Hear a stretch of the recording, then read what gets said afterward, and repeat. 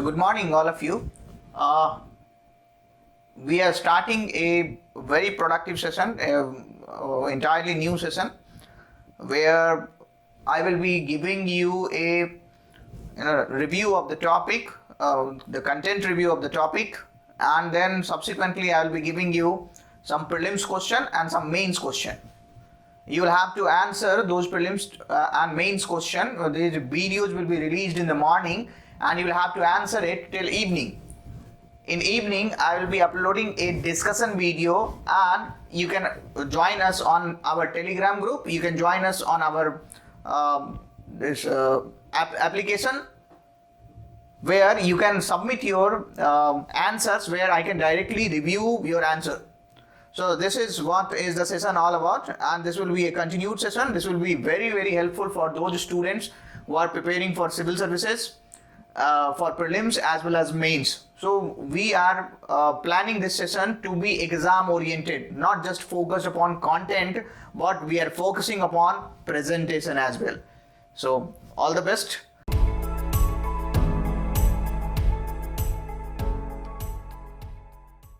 Today's topic for discussion is Finance Commission. And we are going to discuss Finance Commission along with the 15th Finance Commission report, and then subsequently I will be giving you prelims questions and mains questions. So starting with Finance Commission, what we are going to discuss? We are going to discuss here the composition of Finance Commission. We are going to discuss the functions of Finance Commission. We are going to discuss recommendations of 15th Finance Commission, and some issues and some practice questions will be given. So if we talk about Finance Commission, it's a constitutional body. You should understand that it is present in Article 280 of the Constitution, and it is constituted by President after every 5 years or such earlier time as President thinks fine, as thinks necessary. So this is Finance Commission.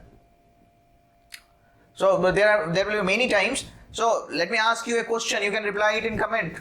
That why do we need a Finance Commission? Have you heard of that? There is a center, the share of resources between center and state, and there is a constitutional body to look after that. That constitutional body is Finance Commission. So my question is, why do we need a Finance Commission? Please answer in the comment box. So let me tell you about the composition of Finance Commission. It's a very conventional topic till now. So it will have, you should remember it like this: 1 plus 4. 1 is the chairperson and 4 other members will be there, right? So chairman and 4 other members will be there. And these 4 members will have very specific qualifications. You can see the chairman should have a wide experience in public affairs, and these 4 other members should be having different qualifications. This is 1 plus 4. The first member can be a judge, either a judge of High Court, or he should be appointed as one. He should be qualified to be appointed as the judge of High Court. Another person, since the finance is a very technical issue, so there is a need of a specialized person to deal with this finances. So there will be specialized knowledge of finance and accounts of the government.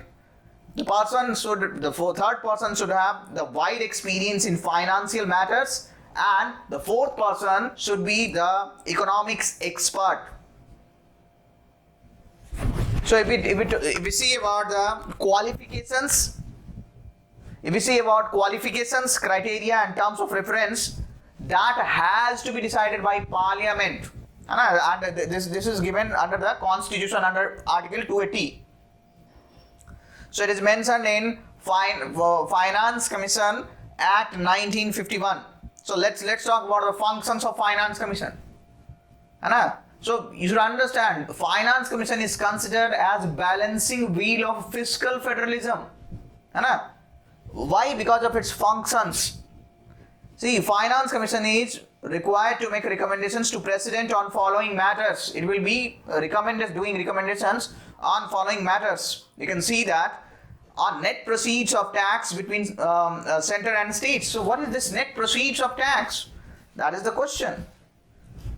So net proceeds of tax means total tax collection minus augmentation cost. That means cost of collection, which has to be shared between the center and state. So there is a concept of vertical devolution and horizontal devolution. What is this vertical devolution? Vertical devolution is between center and state. Between center and state, the devolution will be vertical devolution, and between different states, how the funds will be allocated, that is horizontal devolution. So this is the idea of vertical as well as horizontal devolution. Then there should be principles.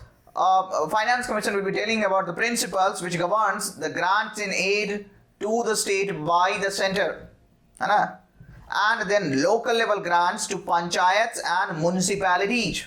Local level grants to panchayats and municipalities. Then let's see about the vertical devolution. So vertical devolution may there is a technicality. Before 18th Constitutional Amendment Act, this is in around 2000, that is till 10th Finance Commission, what used to happen, the divisible pool was very small.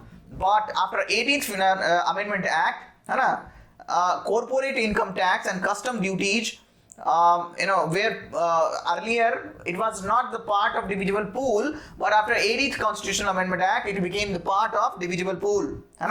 And this is what is called alternative scheme of devolution.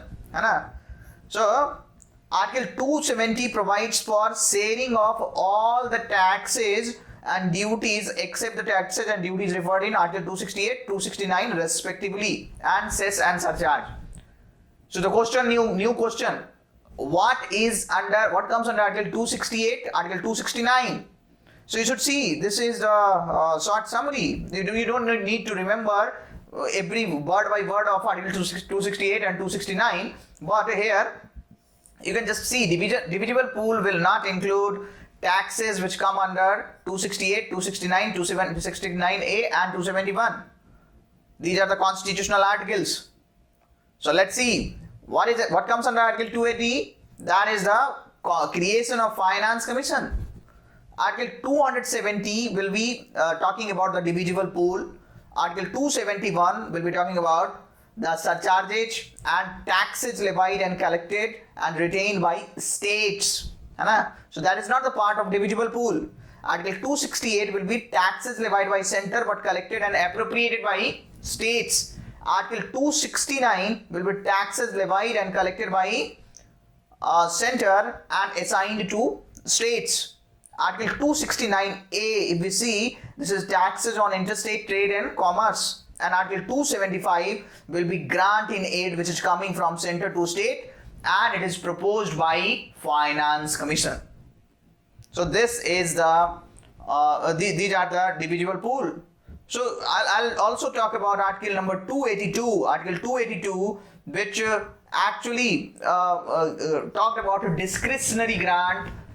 Earlier Planning Commission used to give grants under Article 282, but now Finance Commission is looking after this grant also, right? Because Planning Commission is replaced by Niti Aayog.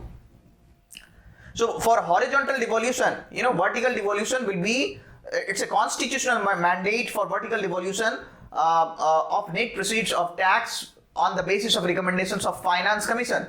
But if we talk about horizontal devolution will be on the basis of different criteria. You can see income distance, population, area, forest cover, demographic performance, and tax effort. So my question is, why all these criteria? There will be one question which will be coming to your mind. Why all these criteria? Income distance. What is this income distance? So income distance is distance of state's income from the highest income state. So this one is suppose some state will have the highest income. So the distance, if you arrange the states in decreasing order, So the distance from the highest income state will be the income distance. And this has to be calculated using 3-year period between 2015 to 2018. We are talking about 15th Finance Commission, right? We'll come to that.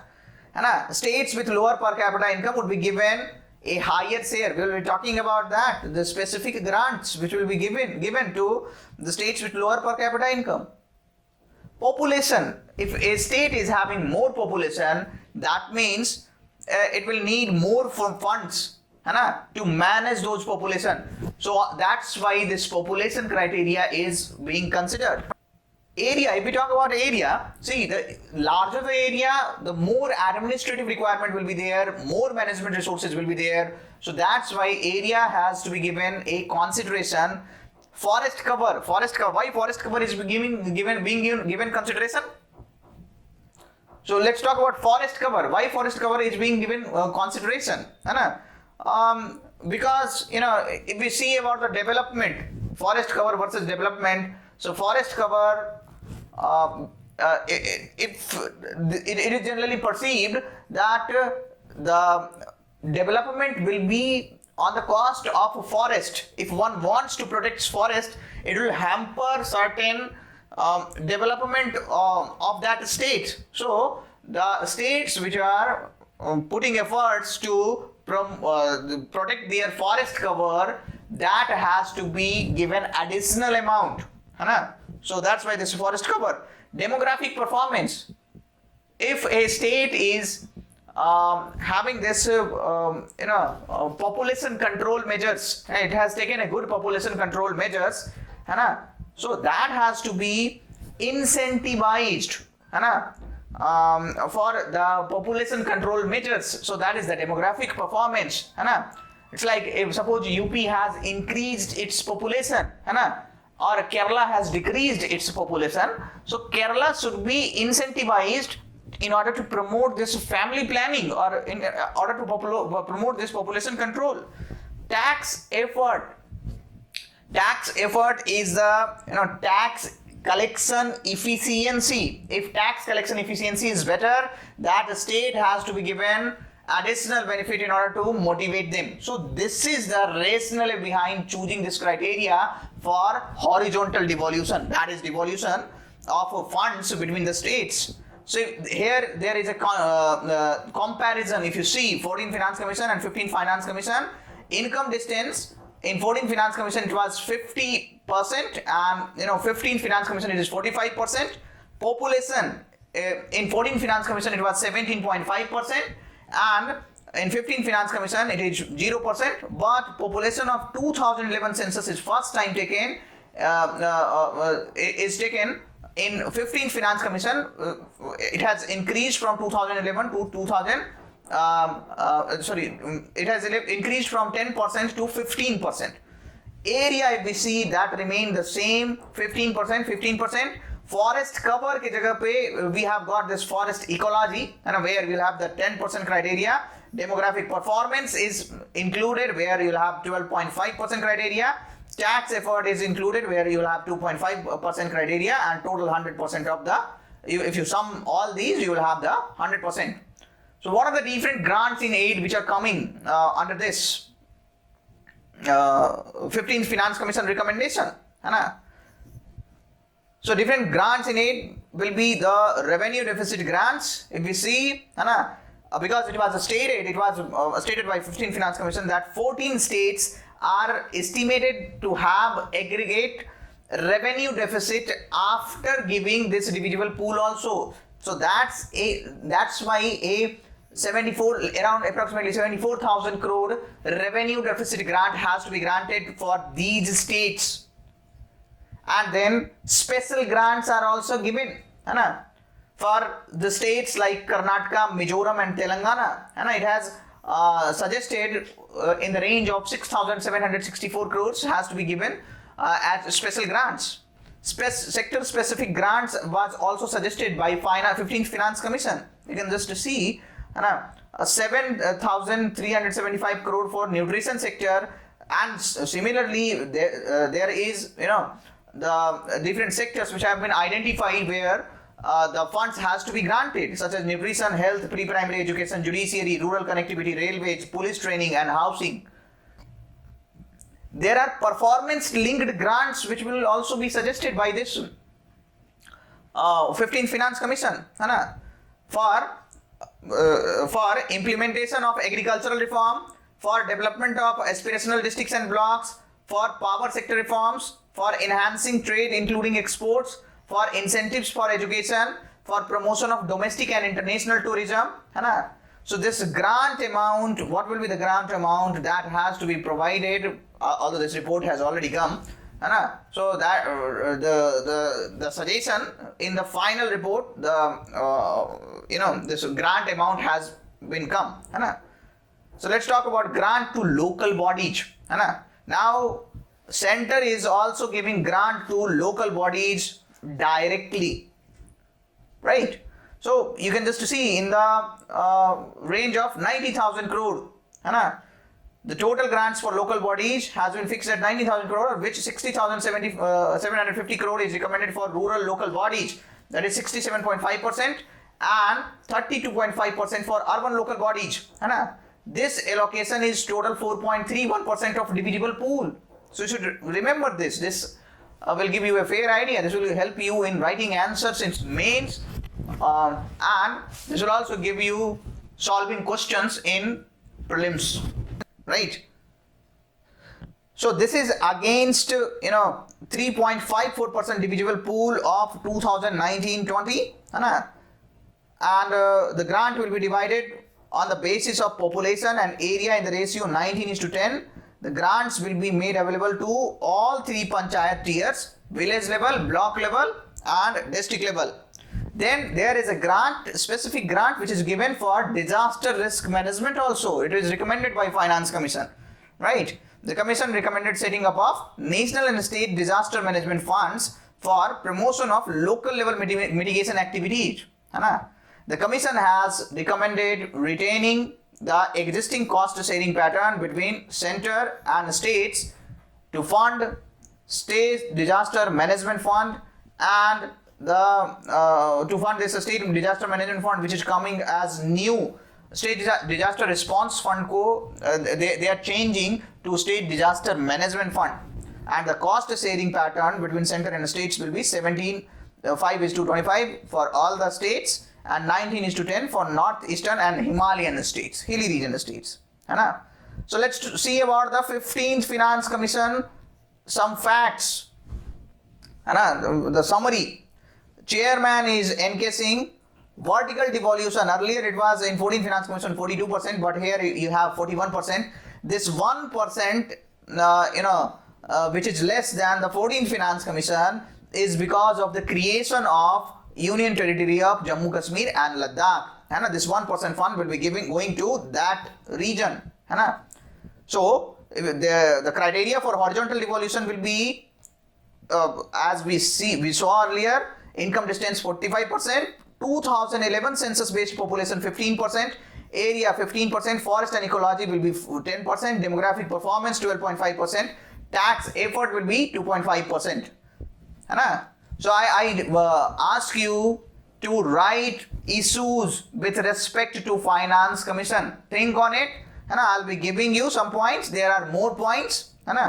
Issues with respect to Finance Commission. The recommendations are advisory in nature. These recommendations are advisory in nature. However, whenever the Parliament is not accepting the recommendation, the regions has to be clearly mentioned. So that creates a pressure on Parliament to implement that recommendation. So it is referred as balancing wheel of fiscal federalism, but the consent of a state is not taken in framing the report. Do you see any representation of a state in the Constitution of Finance Commission? There is no representation of a state in Constitution of Finance Commission. So this is how this Finance Commission is there. So this is the mock question paper prelims question. You just need to solve this. Reply in the comment. We will upload the PDF on our app, which are very soon. We are launching it very soon, and in our Telegram group. So please join and follow our Telegram group. We will be uploading all these PDFs on daily basis, है ना? And this is the mains question which you have to answer. You have to write. Finance Commission acts as a balancing wheel of fiscal federalism, analyzed in context of 15th Finance Commission report. है ना? So this question you please write. I will be discussing this question in a very detailed way. Where I will be focusing on presentation. Please write. I will review each one of them if you comment in our comment box.